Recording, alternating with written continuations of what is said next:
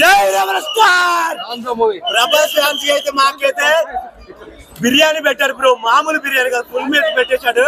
ప్రభాస్ అని ఇన్ని ఇయర్స్ మనం మిస్ అయిపోయింది, మొత్తం చూపెట్టాడు అనమాట.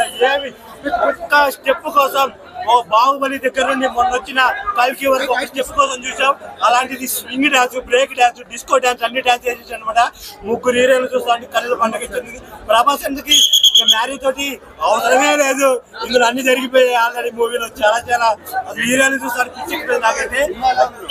సినిమా బ్లాక్ బాస్టర్ బ్రో, మామూలు లేదు సినిమా అయితే.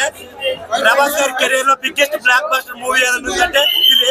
నవరసాలు పండించాడు ప్రభాస్. ప్రభాస్ ఒకటే యాంగిల్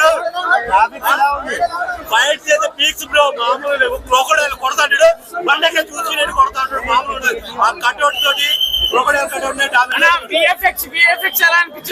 ఇంకా మారుతి గారు చెప్పారు దీనికి వంకబట్టేదని అడ్రస్ ఇచ్చారు రండి అన్నట్టు. కొండాపురం ఆ లెవెల్ బిఎఫ్ఎక్స్ అయితే వంకలేదు బ్రో. ఈ సంక్రాంతికి ఇట్టేమన్నా ఉందంటే అది మా రాజేష్ బాబుని 100% చెప్తున్నాను.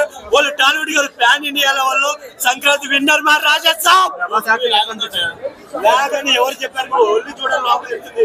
ప్రభాస్ అన్నని ఏడ్ చేసే వాళ్ళు చెప్తే చెప్పచ్చేమో కానీ చూడండి, ఓజీ ఫ్యాన్స్ ఏంటి, పవన్ కళ్యాణ్ ఫ్యాన్స్ ఏంటి, జూనియర్ ఎన్టీఆర్ ఫ్యాన్స్ ఏంటి, మహేష్ బాబు ఫ్యాన్స్ ఏంటి, అల్లు అర్జున్ ఫ్యాన్స్ లోపల మామూలు వేరుపయ్యా.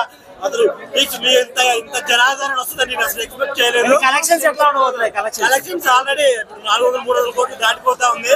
డే 1 500 కోట్లు దాటేలా ఉంది. ఇంకా ఇండస్ట్రీ రికార్డు మామూలు లేదు. చాలా చాలా బాగుంది. రేటింగ్ 10కి 10 బ్రో.